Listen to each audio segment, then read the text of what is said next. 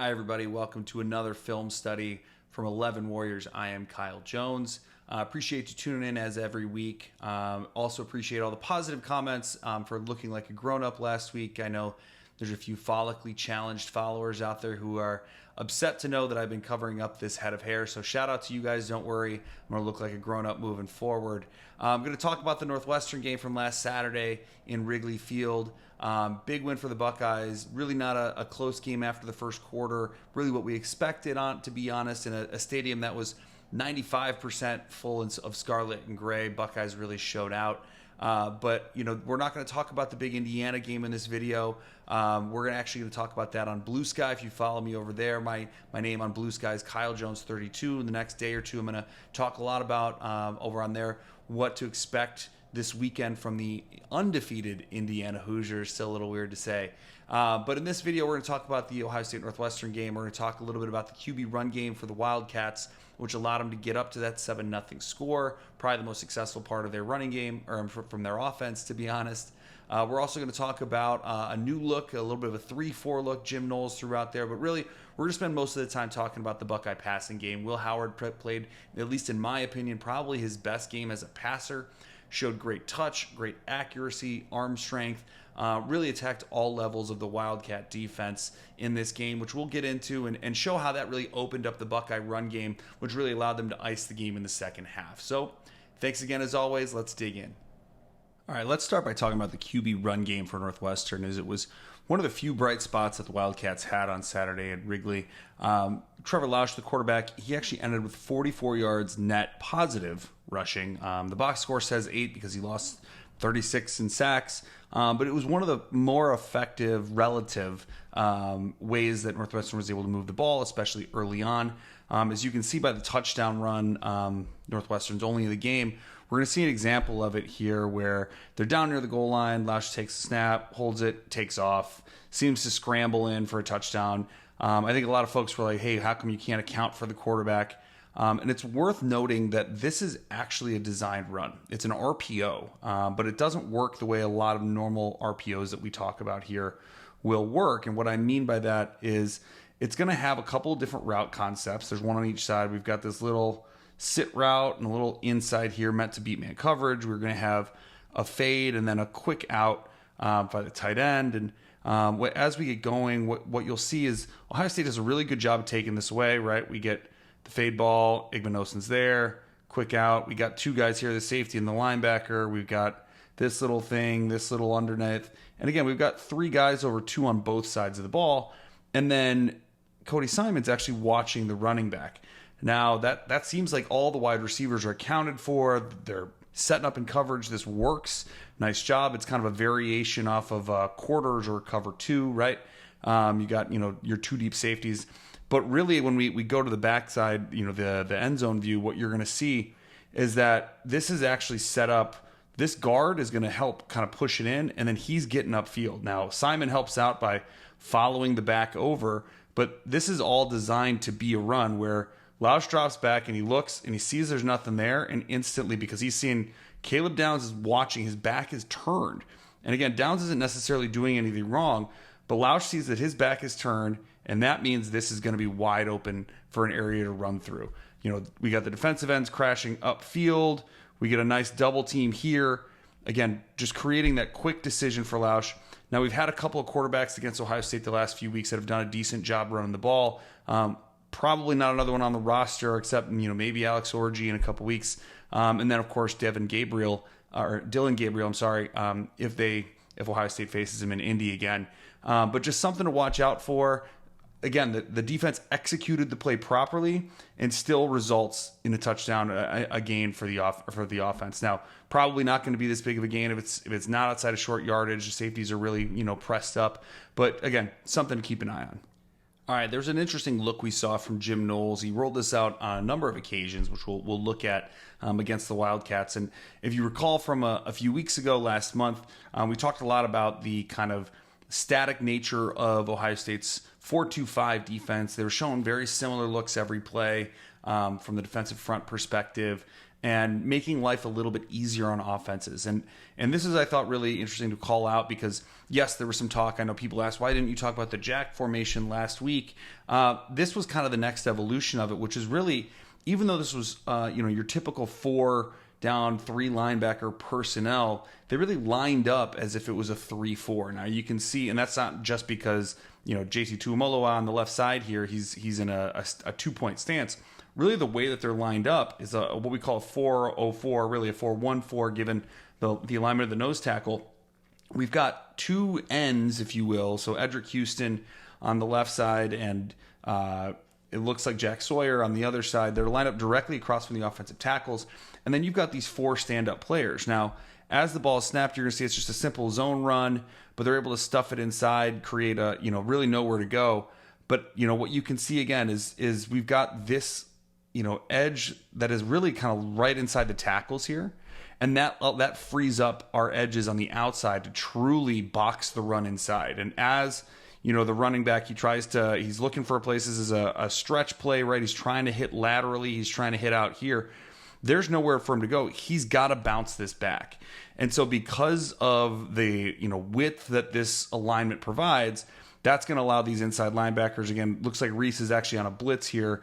Styles is actually coming as well. But Simon's able to be patient because this double team that we get right in the middle from the nose tackle, right? They're not able to get up to the second level until the very end. And this keeps those second level players, the linebackers, free.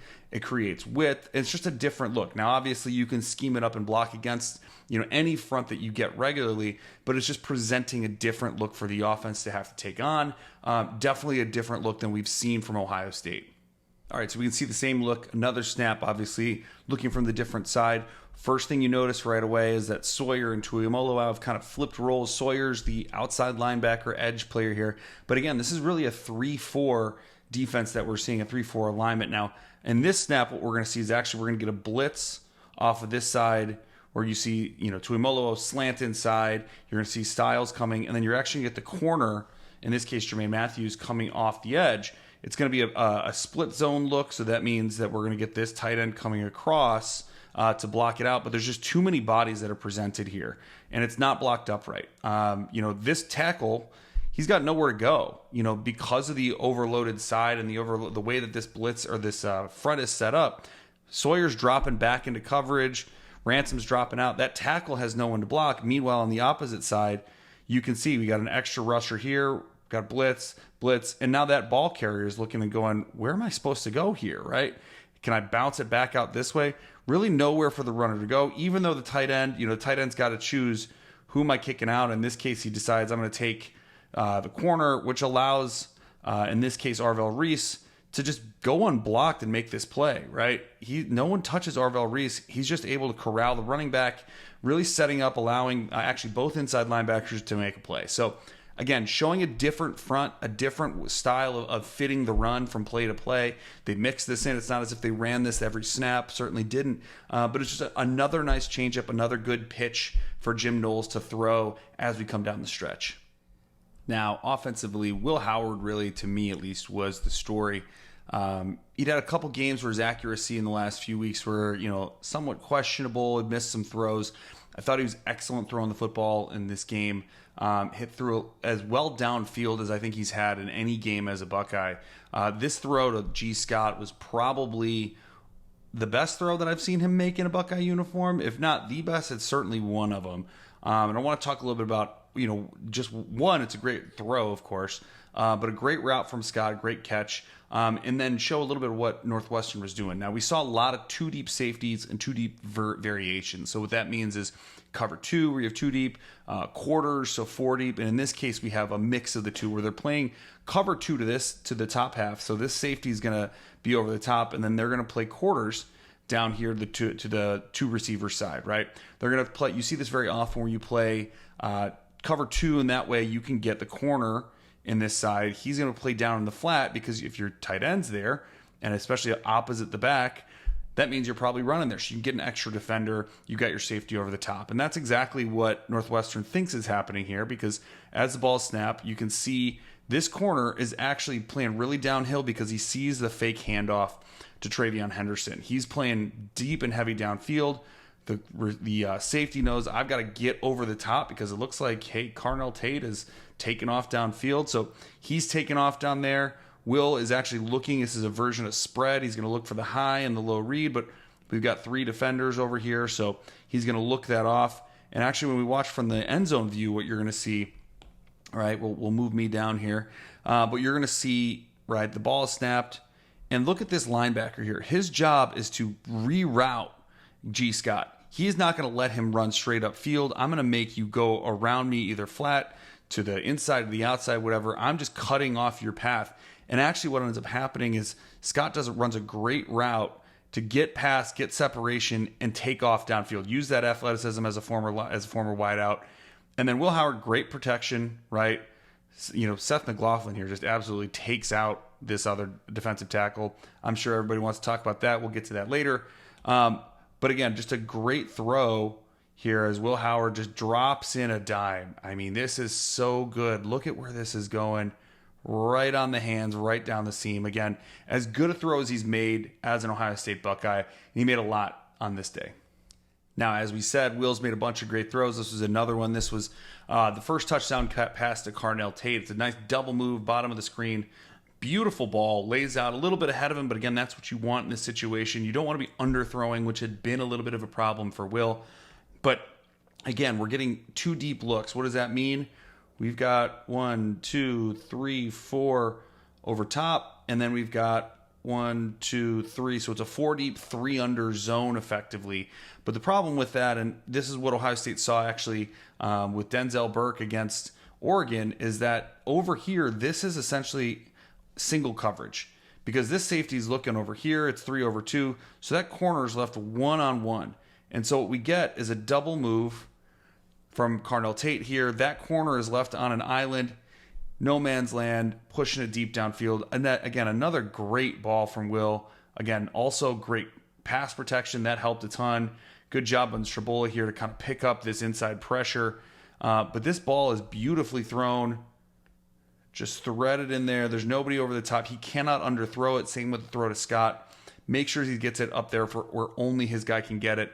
Another beautiful throw. Really paid a lot of dividends for Ohio State. All right, so Will threw, a bunch of great balls down the field. Obviously, those are great to see. I actually thought the most impressive part of his game on Saturday was his ability to throw on target over the middle. He had a number of passes actually that were just threaded into tiny windows, led to big gains. This is one of them. It's a crossing route early to Emeka Egbuka. He's just, drop back, throws this diamond. Great catch from Egbuka. Gets some yards after the catch. Big first down, move the chains. But what we're seeing here, and if there's one trend we talk about every week in these videos, is the prevalence of Tampa 2 in college defenses. If there's one story schematically that we're seeing across the country, everybody's playing more Tampa 2. Jim Knowles and the Buckeyes are playing more Tampa 2. But the big thing is they're disguising it, and that's what's coming. That's what's laddering down from the NFL. You're not seeing necessarily that this is a Tampa 2 look. You've got 5 defenders right up here on the line of scrimmage. It's a 3rd and long, right? Yes, we've got 4 deep defenders, right? But, it's hard to tell what they're playing because we've got 4 defenders over 3 receivers to the bottom of the screen. It's hard to say exactly what this coverage is. It's probably something in the 2 deep family, but you don't know for sure. Now, as they drop off, what you can see is there's clearly 2 safeties that are deep. We've got these 4 underneath. And then the most important one of all, of course, is going to be that pole runner, which is usually a linebacker or a safety. Again, look at where this guy started from, right? We're going to look, watch where he is pre-snap. This is the pole runner. He's going to take off and occupy this middle of the field. Now, as he takes off and occupies the middle of the field, his job is to basically take away the middle area between these 2 levels of zones. It creates a 3rd level of zones over the middle, takes away any inside crossers, at least in theory. Now, this is a great pass concept against Tampa 2 because what's going to happen is it's a bunch set and this first receiver is going to take off and actually clear out that pole runner, and in behind it, you're going to get the route from Egbuka. Now, the safety's going to drop, this guy's going to be underneath, this guy's going to be underneath.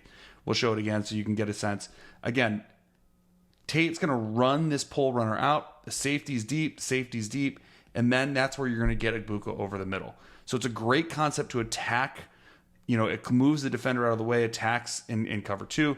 But let's watch from the end zone view, because I think that shows what a great throw this is. Look at this small window this ball comes into. Here he throws it over one of the inside linebackers and ahead of the other the hook player.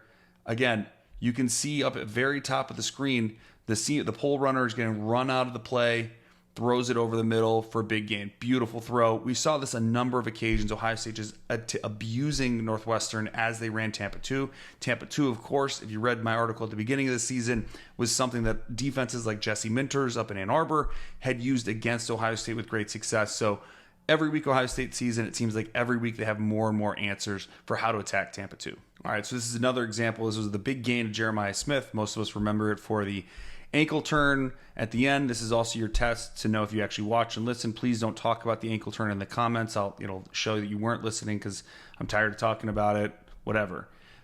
Great throw over the middle. But again, this is a Tampa 2 look. And what do I mean by that? We get this motion across. And actually, once again, you're going to see 5 guys from Northwestern mugged up on the line. It's 3rd and 5. They're showing blitz. Yes, there's 2 deep safeties. I know it's going to be some type of cover 2, but you don't know where the rush is coming from. And actually what we see is that they only bring 3. They're going to drop 8 into coverage, but it's a Tampa 2 look. How do I know? Here's our pull runner, right?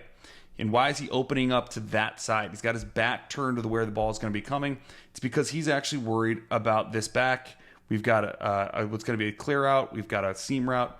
So, of course, he wants to provide extra pressure or extra support to the side where there are probably going to be 3 receivers. So he turns his back. He's running upfield, right? He's getting depth. He wants to get there because we've got this deep safety. We got this deep safety. What Ohio State's running is they're running a great cover 2 beater that's been around for a million years. Again, Tampa 2 has been, in the NFL for 25 years, and it's called a levels concept. And what does that mean? Well, we get a short in route over here, and then another in route at a deeper level. And the whole point is it's meant to mess with those underneath guys, those underneath zone defenders. They've got to pick a side. Which one am I going to? So as we see the play progress, we see this in route from Igbokwe. All 3 of these guys are playing the underneath route. We're going to see Smith come right over the middle. Again, the pull runner's got his back turned. He's not even looking at the quarterback. And then the nearest defender who can make a play on the ball is this opposite side hook defender. And then we'll show from the end zone because it's such a great throw. He sees this coming and throws with anticipation. I mean, as he's getting ready to throw, as Smith is coming out of his break, right? Smith is just turning his head and Will's getting ready to throw. The ball is going to come right over here to the middle. Beautiful throw, beautifully anticipated in a tight window. Look how tight that is. And again, 37, why is your back turned? I know you got to get depth. And that's what allows this big run. So again, beautiful throw, beautiful anticipation, great timing, great accuracy. Good to see Will Howard really kind of coming into his own at this point in the year. Now, Northwestern kept running Tampa 2 throughout the day. I think they were just worried about getting beat over the top by the passing game, as we saw from those first couple deep balls. They just didn't want to keep getting beat over the top. So Tampa 2 is a great way to kind of keep the lid on, even if you're giving up those intermediate routes that we just saw. Unfortunately, it's not the best defense against the run, and Ohio State took advantage of that. They started anticipating when Northwestern was going to be in Tampa 2, and this is a great way to take advantage. Now, we've got a tight end in the backfield who's going to be here, knocking out the end. It's a nice run on 1st and 10. Quinshawn Judkins gets around the edge, gets about 17 yards, I believe. But this is just a well-executed play, but it's taking advantage of Northwestern playing itself out of the play. What do I mean by that?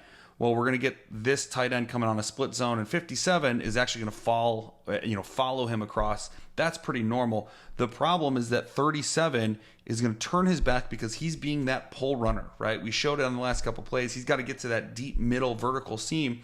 He's actually going to turn his back as the ball is snapped and not even play the run, right? Here he is trying to get depth. Now, to help that, we get number 8, the safety here, right, who's going to step up effectively in replacing him. So you've got, 6 defenders along with this other linebacker. But Ohio State's in great position here because we're going to get this end is going to get kicked out by the tight end. That's helpful. We're going to get a double team here between the backside guard and tackle, and then just a beautiful combination block. We're actually going to get these three guys all working together on these two defensive linemen. We'll show this here, right? Jackson ticks out the end. We got a double team. And what's going to end up happening is as they work laterally, you're going to see Hinsman actually get over and take the end, which is what allows Jackson to get up to that safety. Now, because it's a safety, he doesn't have to get a full head of steam, doesn't have to engage enough contact. He's 100 pounds heavier or something like that, is enough to knock that safety out. Again, watch how beautiful these three guys work together to pass off this combination block against three other defenders. Again, Jackson starts on the end, combo on the tackle, Jackson hands off, and then works up to the safety. This is beautiful blocking, but again, taking advantage of the fact that they're moving their middle linebacker out of the play because they're so afraid in the passing game that they're going to give things up in the run. So last one for today. Again, if you want to see more about what Indiana's got for Ohio State and that scouting report, look for me on Blue Sky, Kyle Jones 32. I'm going to post that Thursday afternoon or Friday morning, talking a little about what to expect there. But our last play against Northwestern, again, attacking cover 2, more ways to get after it. I think this is a 3rd and long. What we're going to see is we've got a receiver, 2 receivers out right, and so our linebackers actually walked all the way outside the box. We've got a safety inside here to replace him essentially, and we're going to see it's Tampa 2 because at the snap, what do? We get the linebacker getting depth. He's that pull runner. I got to get out of the play. He is actively running away from the football despite being the middle linebacker. Now, Ohio State's going to run a counter play. What that means, we get down block, and then the guard is going to pull and kick out. The tight end's going to act like our fullback, come up through and seal. Trey is going to take a counter step right, and then cut back, right? So they get there, well sealed inside because Jackson's going to get one arm, and then he's going to come up. And watch 74 Jackson. His job is to get that middle linebacker, but again, that middle linebacker is vacating the box, so Jackson doesn't touch him till he's 12 yards downfield, right? He looks like he's lead blocking 12 yards downfield, but that's because the middle linebacker's leaving. Now, again, 75, Hinsman does a great job, McLaughlin does a great job, Fryer does a great job. Shabola pins this guy inside, and then we get Bennett Christian kicking out on the safety who's in the box. This is just a well-executed counterplay. You cannot draw this up. You cannot execute it much better than this. But Northwestern is doing Ohio State a lot of favors by putting, again, this linebacker and dropping him. But where does that come from? It comes from fear of the deep ball. By instilling that fear of the deep ball early on, showing I can throw over the top of you. Not only are my receivers good enough, but actually I've got the arm to do it as a quarterback. Opens everything else for Ohio State. You hear all the time about run to open up the pass. The opposite happened for the Buckeyes in this game at Wrigley Field.